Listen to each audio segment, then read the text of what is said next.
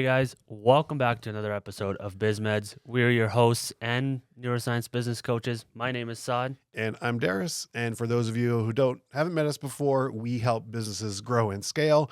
For example, we helped one organization scale from 60 to 90 million in 18 months. Other organizations have grown their revenue upwards of 32% in the course of 1 year.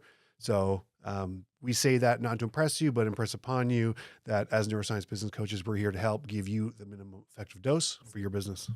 And I mean, I know we say that in our intro, and it's because we want to help people understand that, we've been doing this with businesses for a while. Like we see this all the time.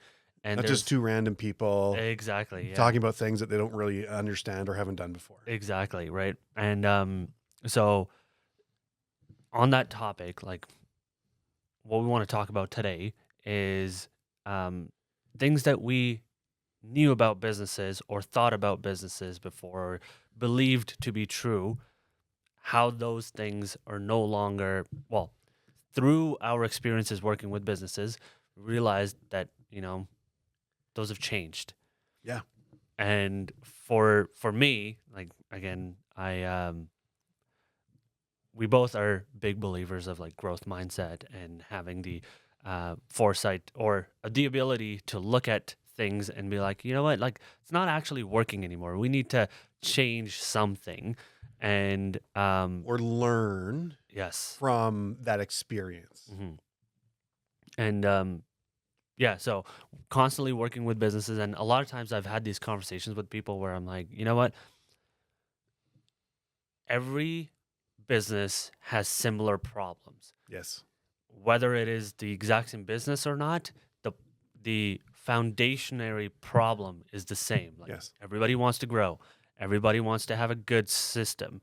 Everybody wants to hire the right people. Like I'm I want a business. I want a business that grows, that doesn't need me there 90% of the time, or that it grows without me. I have a great team of people there that do that. It actually provides me with a lifestyle that I envision.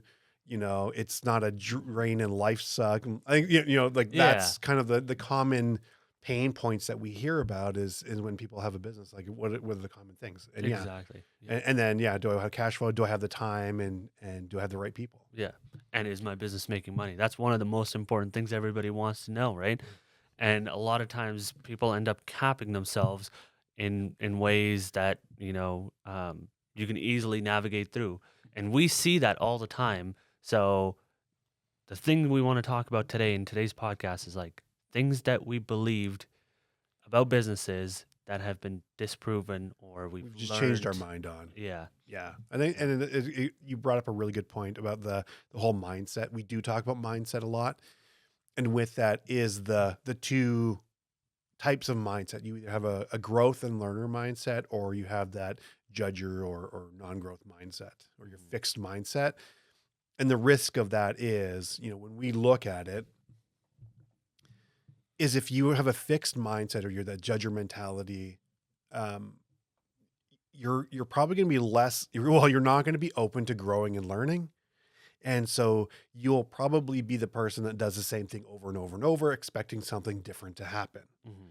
And that's where, I think this topic is important because it highlights to other business owners that we also look at it and we approach things from a learner mindset, that growth mindset, to say, okay, where have we, potentially believed something and are willing, as we get experience and exposure and awareness, to then learn and grow and be willing to change our approach or, question the beliefs a bit more. And that's a really important characteristic as a business owner to be able to have, is, not just believe something blindly, but also question that and be willing to. Because I think if you look at people and you see they only believe one thing and they're so rigid, I think that, to me, especially if you're looking at a mentor or coach or anyone that you're trying to take advice from, if they've never been able to kind of evaluate their belief system and adapt or change them or modify them or mature them, that's a red flag. Yeah. You need to be really wary of those people, because that probably telling you very clearly that they have that fixed mindset and they're not open to other things. And it's our ability to kind of learn is the cornerstone of being able to mature and grow the businesses, because the skills that we need at every level, they need to be improved. And we've talked about it before. It's what got you here won't get you there. And that's like the perfect example of that. Exactly. Yeah. You said a couple of things in there that really I was thinking about in my head at the time, and just quickly want to wrap those up before we move on to the actual topic and start diving in. Is sometimes the things in the moment might be the best decision because you don't have the knowledge that you do later down the road from Exactly. the experience, right? And being true to what we said January of this year, for the people that are listening from January of this year, and even the ones that have been listening as of from in the year before, fail faster. Yeah. Like that's our motto. And to be true to that, that means like, you learn from what you did and you implement it. And if that doesn't work, then you shift gears and you don't just constantly keep, bashing your head into the wall, hoping that things work out. Yeah. But, yeah. That's a really good point. It's, I appreciate you saying that. That's a really good way to wrap that up. All right. So let's dive into then, I think we have a couple really good examples of when we say, oh, learner mindset, fixed mindset, and, why that's a risk, why you want to have a learner mindset, but also more importantly, like what are the specific things that we used to believe in business to be true, but have since changed our minds on or have learned like an immense amount. So why don't you kick it off? On the first thing? Yeah. So one of the things that I really thought about businesses was that a person with a very important sounding title knows a lot about their business. So if you're talking to a CEO of a business, you would just kind of feel this weird mental, I don't know how to describe it. It was just like mentally They have a title. Yeah. And so with that title, if I'm hearing you correctly, is with that title, there's a certain level of expectation of knowledge and experience and kind of maturity. And like the title CEO is a pretty important one. So Absolutely, yeah. in your mind, you're like, oh, well, this is a very high powered corporate, CEO. And they know a lot of things about a lot of different things. Yeah. And so what I was trying to say with that is like in your mind, you've already put this person on a pedestal where you're like, this guy knows his stuff. But then when you start talking to him, you'll realize that he's doing the exact same stupid shit that somebody else that doesn't have the same title as him is doing. You're like, there's no difference. There's absolutely zero difference between you two, aside from the fact that you're just running the company and you're the face of it. And we see a lot of people like that. And it helped me realize that, regardless of the title, if you strip that away, every business owner or everybody working in a business that has like heavy decision making to impact and how they can improve their business is dealing with the exact same shit and is doing the exact same shit. That's I probably came to that realization quite a while ago. Yeah. But it's interesting, to hear it again, because it is very true. It's one of those things that you talk to business owners and now, I remember when I first started, like back in the day, of course, I was much younger. I think that was the case where I thought, oh, you're a CEO, you're the owner of the company. Like you have a certain, but then you quickly realize as you get into the world that anyone can start a company and become a CEO. Yeah. And it doesn't take any, like, do you have the money to start your company? Boom, you're a CEO. Yeah. Well, right? Actually, you need $500 to register your business. So, or you put it on your credit card. You don't even need the 500. Like like the bar when you realize it is so low to become a quote unquote CEO that the titles mean less, right? And it's more around, and maybe I'm interested to hear your thoughts on this. It's more around like when you actually start to talk to people, it's more the quality of their mindset that really makes the difference. Yeah. And yes, it is important to have subject matter expertise. Absolutely. Right. Yeah. But what I found is though that great CEOs actually surround themselves with even better people. Absolutely. Yeah. And they're not afraid. Like it's that ego thing where, we talked about a few episodes ago, like, what are the, like, what are the things that we wish we would have learned in business, like when we first started out? It's like Yeah. one that we joked, yeah, check your ego. But that it really is one of the things is that I think there's that element for a lot of people. It's like they have ego wrapped up in title. Mm-hmm. And it's so important for them to be, I'm the CEO or I'm the whatever. And it's like, well, does it make you better? Does it make you better at your job? Does it make you better at what you do? Does it make your company better? Or is it like you just feel immense amount of pride in that title and you lose focus of the things that really matter? Mm-hmm. And having that ego in place prevents you, like you will always then hire down.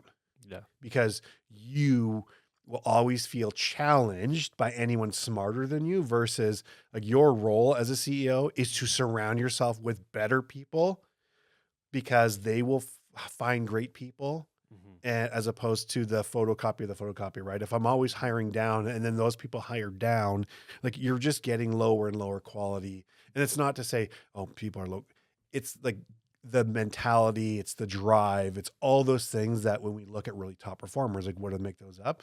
And if you yourself are afraid of what other people are going to do, or they're going to steal your thunder, or they're going to steal your company, if you operate from that scarcity mindset, like that's the type of people then you will hire because you're not looking for people that are going to challenge you. Mm-hmm. Yeah. Yeah. So if I was to like do a very, very simple breakdown of that, it's funny because like this is how I want to live my life, and I apply it to business as well. Is I know what as the CEO, I know a guy that knows a guy, right? Yeah. Like I know a guy that can get that job done. Like I know a guy that knows a guy that can get the job done, Yeah. right? Like that's the type of mentality you need to have. You don't need to constantly go in and be like, yeah, I know everything and I'm going to figure it all out and I'm going to do it all and it's all on my shoulders. You just stay back and then you're wondering why you're not growing and you're Well, not what's the point of having improving. a business if you're just going to do Yeah. everything anyway? Yeah. Like why, if you're hiring someone and they're looking for you to have all the expertise, then why did you hire that person in the first place? Yeah. So I agree with you 100%. It's your role as a CEO is really like your problem solving, how to get that done that doesn't involve you. Yeah, exactly. And the very simplest thing, it's like how do we solve these problems that don't have to involve me, Mhm. but I'm going to enable it and remove the roadblocks to getting it done. Yeah.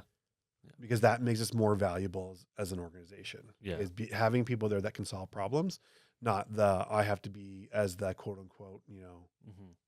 CEO. I have to be involved in every decision. Yeah. If that's the case, I mean, if that resonates with you because like that's what you feel you do, then you're the problem. Mhm. In most cases, you are the problem. We are all the problem in our business. That's Yeah. when it comes down to it. Well, and going back to like the example we talked about in a couple episodes ago where we were working with one of the clients and like one of the managing partners would go in and double check everyone's hours and like the Yes. invoicing notes and everything and thought that they were adding a lot of value when their time could be better spent doing something, Growing the business. Yes, exactly. Finding great people. Yeah. Finding someone to do that work Exactly. for way less than their.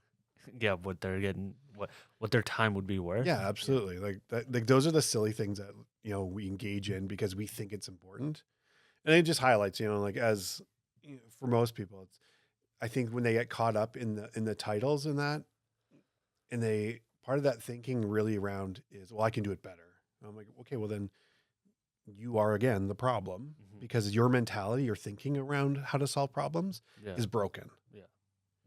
Because great CEOs, great leaders look for other ways to do that doesn't involve them.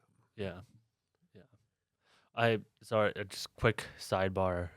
Just reminded me of there's this TV show called Silicon Valley, and there's a bunch of people that are very, very technical, and some of them start companies, and I'm just like completely butchering this and like paraphrasing some of it. Basically, they start a bunch of companies, and they're very, very technical, and the technical person is like, "Oh, I'm just gonna be the CEO," but doesn't understand what a CEO needs to be. Yes. So swallows his pride, takes a step down, becomes a technical lead or technical officer or Yeah. whatever, and then hires a CEO to run the company the way it's supposed to. Yeah. And that's another thing where, people need to identify those things and understand them quicker, so they're no longer being roadblocks in their own businesses. Which is I think that ties perfectly back to the whole, when we opened up the episode, was the importance of the mindset. Yeah. So if you are a fixed mindset, then your ego is probably going to be playing or be in the driver's seat much more. So it would prevent you from being able to take a step back and hiring a CEO, because in your mind, this is your babe, this is your thing. Mhm. You see it all the time. And people become so protective of their thing, and they don't realize that most wealth is created when you have a much bigger, better team. Mhm. And it's actually done better and faster when you have a team of really competent individuals. And that doesn't mean, just because you're not the CEO doesn't mean any less, Mhm. if the mission and the purpose is that important. Yeah. And so if you're a learner, if you've got that learner mindset, then you be able, I think you're more apt to be able to say, you know what, I'm actually really skilled in the technical delivery of this thing. I'm really good here. I'm not really good at how to lead and understand the organization from where it needs to go, and leading and finding great people. So I do need to find a CEO to run that. And it doesn't mean it's not my company anymore, but I'm hiring that role because that's a really key role of things that I'm maybe not really good at, nor do I really want to be good at, because I really want to focus on making sure we have the best product or service delivery that we possibly can. Mhm. That's fine. There's nothing that prevents you. I think it's your mindset mostly that does that, and will keep you chained to Yeah. that title more Yeah. than anything. Yeah, exactly. Just I sp- I fast forwarded that entire TV show for you there in like the sentence. It was about two or three seasons worth of him with his ego, like, this is my company. It's the hero's journey, man. Yeah, and the entire time I was watching, he's like, if Darris was seeing this, he'd be like, you idiot. Probably. I mean, it's much easier to see, because again, we've worked with companies across 10 plus industries. It's a lot easier and faster to see and recognize in yourself. Mhm. And that's just the benefit of having that kind of exposure and that level of understanding that what got you here won't get you there. And so it's a continually questioning of your Yeah. belief systems, and, thinking that there was, here's a one approach to things. Mhm. And that's, again, maybe ties into kind of what I have, typically believed was a really good way of doing something, where I've since changed my mind. Mhm. And so if you're okay, maybe we'll Yeah, just yeah. jump into that one. I think it's a perfect Segue. segue into it. Is really like, for the longest time, because at that time, the framework that I'd found really resonated, really worked. And it's really out of the Rockefeller habits from Vern Harnish. And in the strategic plan that we would use with the clients, really looked like kind of like 3 to 5 pillars, and you would reverse engineer those into the present, and you would set quarterly priorities, and that works, right? It obviously does work. And it actually, as we've progressed, as we've grown and we've learned, is that can work in certain circumstances better than others. But for the most part, what we've really understood around that is, as we've gotten more into the neuroscience of things, we've really dived into that, and having a better understanding of attention and focus and flow state is really when you start to divide, or have more than one priority, and you start kind of breaking that to 3 to 5. What that does is splits your attention and your focus, and so you become a lot less effective. Mhm. And so you might have organizations that can assign things, and they can get that done because they have they're at a larger level. And so they can kind of manage those.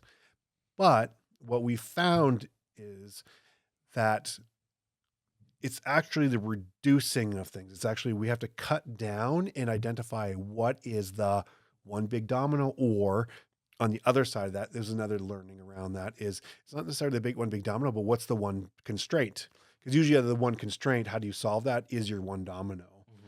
Mhm. And when we apply the playbook that we talked about last episode, right? Our $60 to $90 million scaling playbook.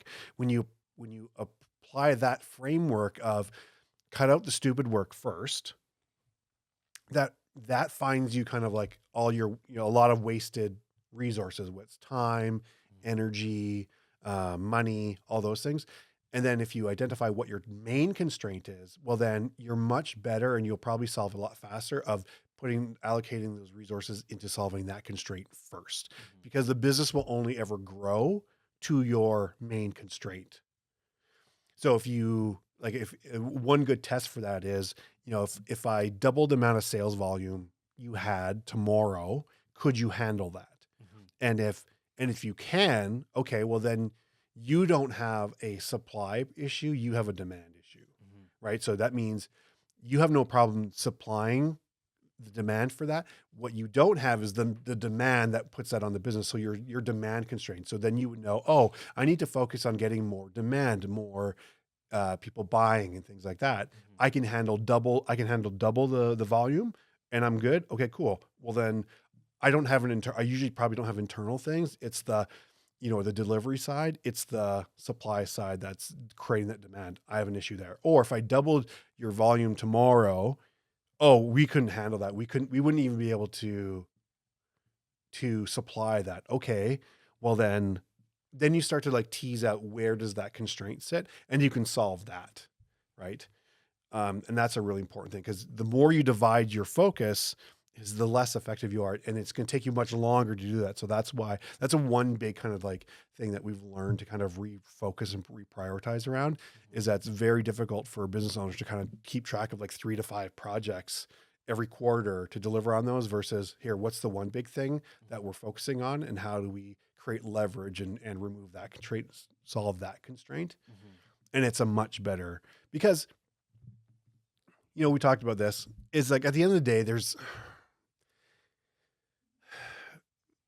5 or 6 kind of like key areas every business focuses on anyway. And so just so people understand, like, these are what they're going to be. Like, it's going to be revenue, revenue growth. So how much of your revenue is growing actually year over year? EBITDA, so earnings before taxes, depreciation,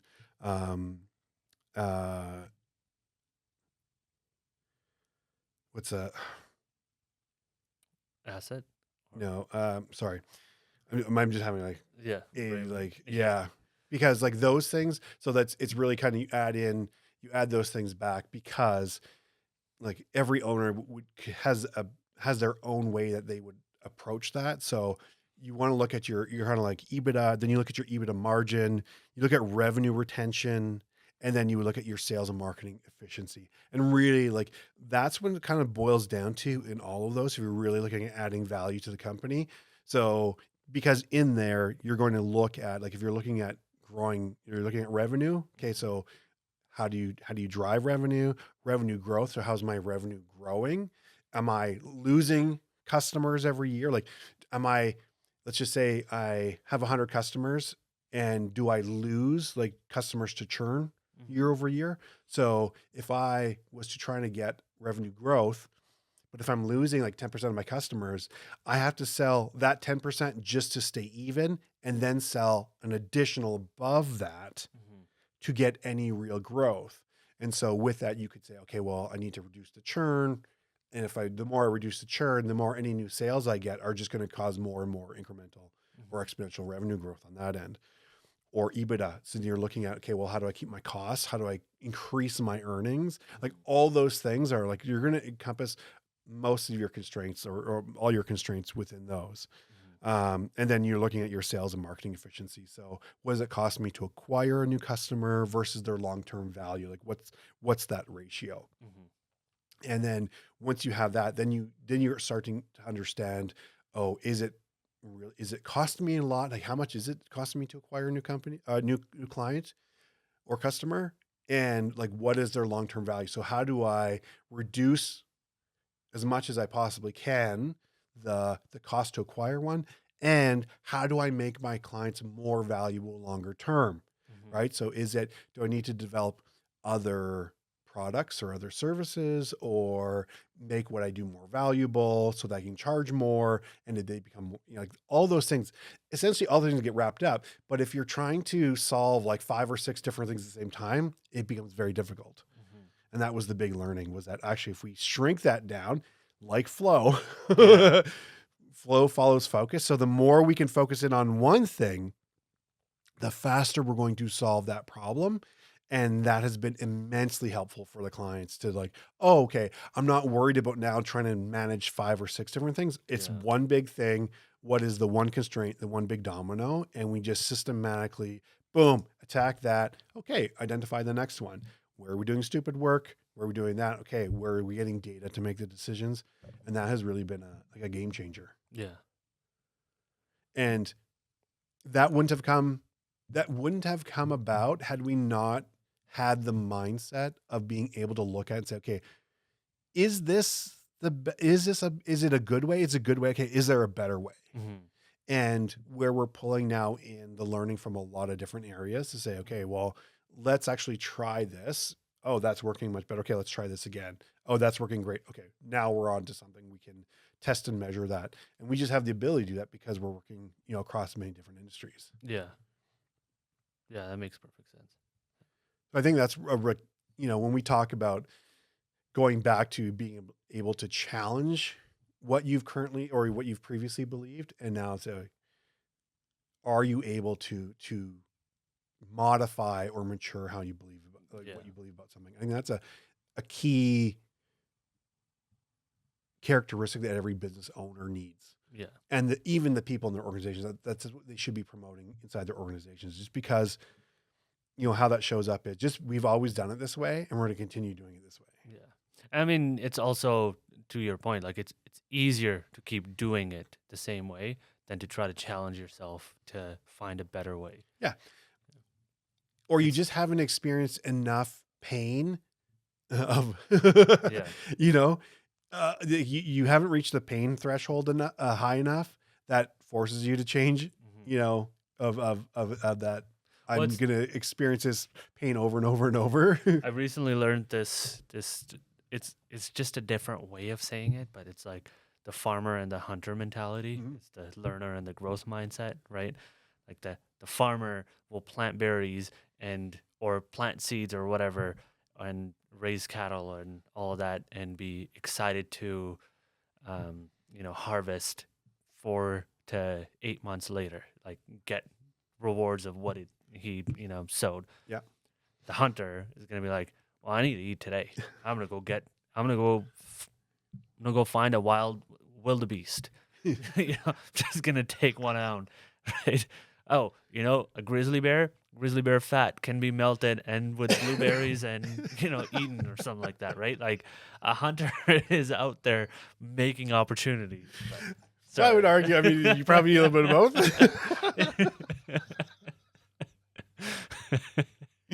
I understand. A little bit of humor for you guys. Yeah. All right. I think that's where we're going to wrap this up now. Make sure we're not going too far. But I think we've made the point of, we ourselves need also to evaluate our beliefs. And these are just good examples for you as business owners where, we demonstrate the thing that we talk about is we are always testing and measuring and evaluating. Is it the best way? How can we get better results and things like that? And we're willing to do that. And as a business owner, you need to do that as well. Mhm. So with that, we want to thank you. We're Biz Meds. I'm Darris. My name's Saad. And we're here to give you the minimum effective dose for your business. So if you've been with us since the beginning, thank you. We appreciate you. We love you. If you've just joined us, again, we help businesses scale. And that's what we're here to do. Our moms, Saad's mom, we love you. Thank you. Mom, love you. Thank you. And sign up for the free masterclass below. That's all I'm going to say about it. If you want to reclaim some time in your life, go ahead and do it. And with that, we thank you. Remember, you're just one day away from the life you've always dreamed about. We're going to see you in the next episode.